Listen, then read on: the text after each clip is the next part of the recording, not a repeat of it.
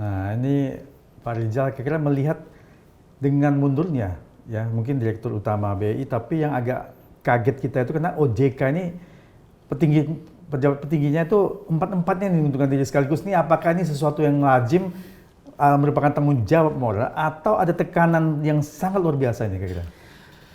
Sepanjang sejarah ya Indonesia ya, baru kali ini ada mengundurkan diri bareng-bareng gitu ya, dari Bursa Efek maupun dari OJK gitu. Kekuatan apa yang kemudian mereka mundur gitu? Kalau saya lihat ya, mungkin itu bentuk tanggung jawab mereka. Tanggung jawab moral. Kalau pejabat kita semua seperti ini mah luar biasa. Nah nih. itu, kayak di Jepang. dan ini, tapi kan selama ini nggak ada yang seperti itu. Dan ini memang mestinya menjadi inspiratif gitu ya bagi pejabat-pejabat yang lain gitu loh. Dan saya masih memandang bahwa ini menjaga kredibilitas mereka sendiri, saya pribadi, dan independensi mereka. Dan ini bentuk tanggung jawab mereka atas kegagalan menjaga market.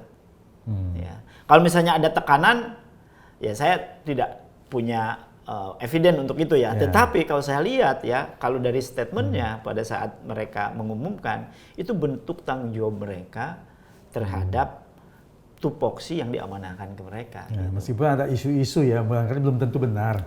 Bahwasanya ada tekanan yang sangat keras dengan satu ancaman supaya mereka mengundurkan diri itu ya.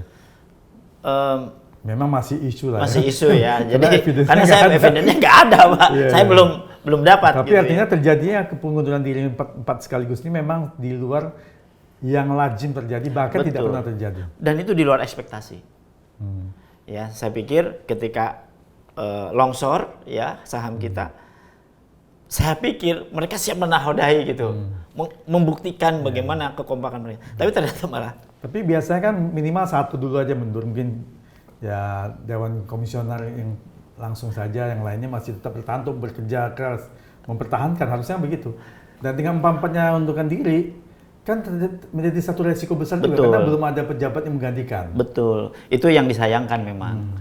Karena ini akan mendorong country risk premium kan. Ya.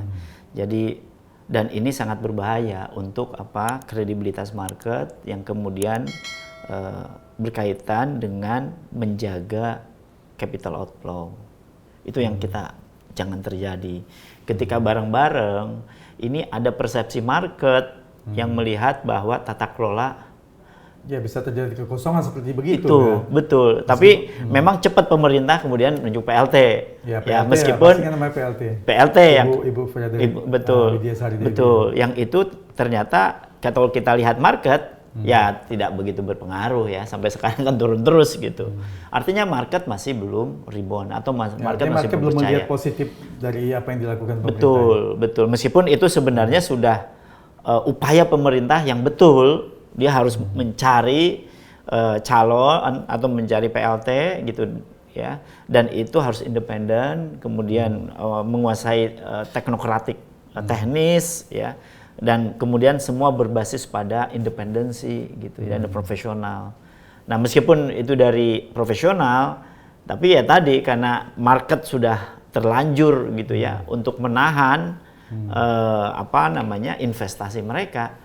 Ya, sampai sekarang turun nih. Kemarin sempat naik, turun lagi nih sekarang. Ya, karena Pansel kan juga harus butuh waktu 2 minggu lagi untuk nanti siapa definitif. Betul, karena pasar memang sedang menunggu definitif itu. Dan tentunya juga ini kan kita ada isu-isu ini.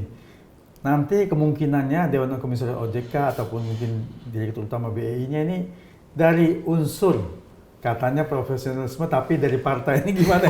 Kira-kira gini.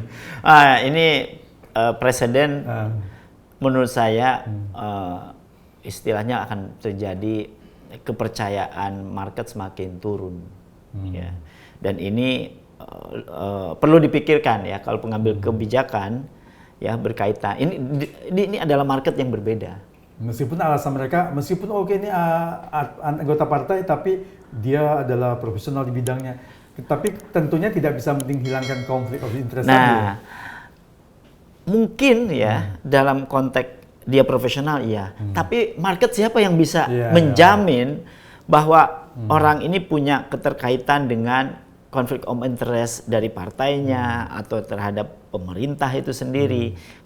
Karena market ini harus dijaga independensi. Meskipun nanti undurkan diri dulu baru menjabat misalnya. Nggak bisa, market itu harus dari independensi, basis meritokrasi, kemudian juga punya kapabilitas di teknis, ya termasuk teknokrasi, pengambilan kebijakan-kebijakannya juga betul-betul mereka harus kolektif kolegial, baru market itu akan percaya gitu.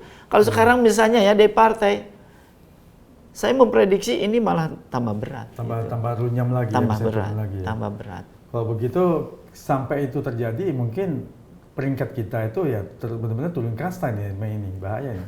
Itu yang tidak kita harapkan. Makanya pemerintah kalau misalnya betul-betul dari partai, dia misalnya pimpinan partai gitu ya, atau DPP partai, meskipun profesional di bidangnya, mungkin perlu berpikir ulang gitu. Alangkah lebih baik pilih dari para praktisi atau dari akademisi yang notabene paham praksisnya, itu saya kira menjadi penting. Atau mereka pemain yang memang profesional di sektor itu, gitu yang selama ini di OJK atau di BRI.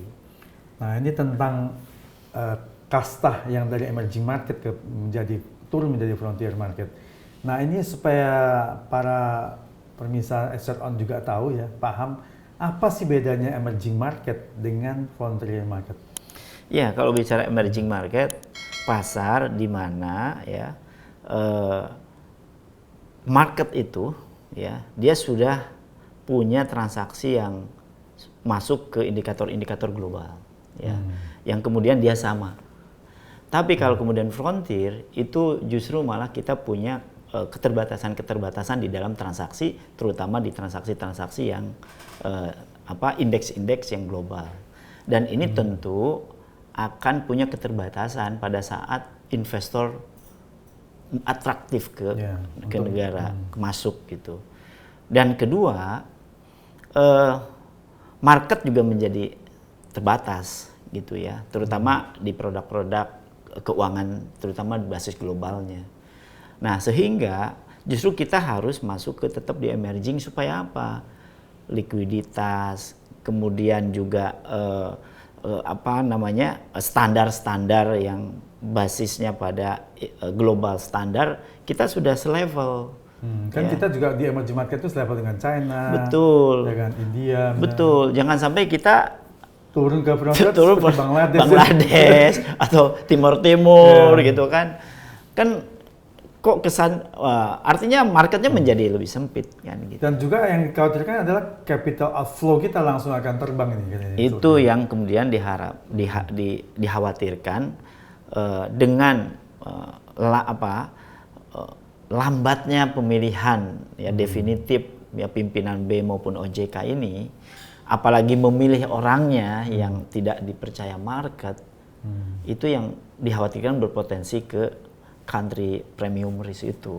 Ya tadi itu kalau sempat turun ke frontier kan kalau nggak salah ada yang memprediksi capital market kita akan hilang atau terbang itu sekitar mungkin bisa sampai 80 miliar US dollar. Betul. Ya atau sama dengan 1.300 betul, triliun. 1.300 triliun. Ini luar biasa sekali kalau sampai itu terjadi, wah ini Indonesia bisa gawat ini. Iya, artinya kalau misalnya terjadi seperti itu, transmisinya yang dikhawatirkan itu lewat perbankan dan investor kemudian merembet ke investor sektor real. Kalau sudah masuk ke sektor real, bisa terjadi pertumbuhan ekonomi yang tambah tertekan. Ya, itu yang tidak diharapkan, betul. Jadi itu lebih berat lagi kalau sistemik tuh.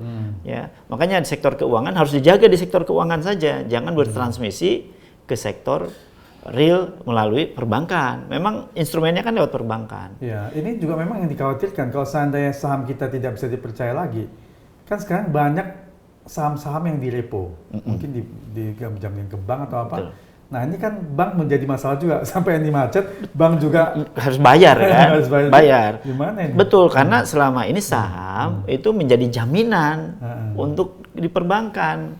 Kalau kemudian ini bermasalah, ya bank nanti yang nggak bisa, ya rugi lah katakanlah begitu. Dan tentu kalau bicara perbankan, maka kepercayaan market, apalagi investor, tidak hanya di portofolio katakanlah begitu ya, tapi di sektor real, ini yang kemudian Itu yang dikhawatirkan. Ya betul, karena ke bank akan menjadi lebih hati-hati dan juga menyalurkan kepada para debitur-debitur yang membutuhkan itu sudah pasti lebih ketat. Betul. Dan juga kan likuiditas banknya terganggu. Betul. Dan kedua, pasti perbankan itu akan memberikan bunga lebih tinggi. Iya. Kalau memberikan lebih tinggi, ya gimana ya? Ya, sektor Sektorilnya, jadi terhambat. betul. Itu yang dikhawatirkan. Nah, sehingga ini harus dijaga memang di level managing supaya apa? Tadi likuiditasnya cepat ya, kemudian standar-standar indeks-indeksnya ya, bahkan apa namanya capital outflow juga bisa tertahan. Artinya kolamnya ya, call besar, kalau emerging itu kan besar, sehingga mainnya kita bebas kemana-mana nih. Kalau mengecil, ya kita jadi market kecil yang kemudian terbanyak keterbatasan untuk masuk ke emerging, leveling lagi gitu. Susah lagi. Dan marketnya berbeda. Levelnya berbeda. Ya karena asing kan tahunya dari membaca laporan itu. Betul. Kan? Terutama laporan MSCI ini kan sangat penting sekali. Betul. Begitu MSCI bilang ini jelek, langsung. Betul. Akhirnya hold mereka kan, trading hold. Gitu. Apalagi kalau tidak salah memang trading di sana itu kan sistemnya udah sistem dengan program robotik.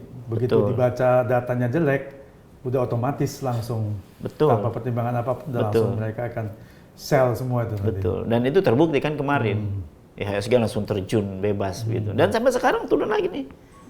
Ya kemarin sempat naik hijau kan. Ya karena ini market yang tadi seperti Pak Reza bilang yang masih khawatir nih. Betul, wait and see, masih wait and see. Siapa yang menjadi pemegang kunci nanti. Karena memang intinya dari sektor uang itu kan masalah trust, masalah tata kelola, ya, dan masalah tata kelola institusi. Sebenarnya itu. Kalau misalnya governance ini bagus, maka enforcement juga menjadi penting. Jadi kalau kemudian enforcement diperbaiki, governance diperbaiki, transparansi juga menjadi triggernya, lama-lama saya yakin ya, atau menduga begitu, bahkan memprediksi ke depan market akan pelan namun pasti akan kuat lagi gitu ya. Bahkan pasar akan menguat lagi.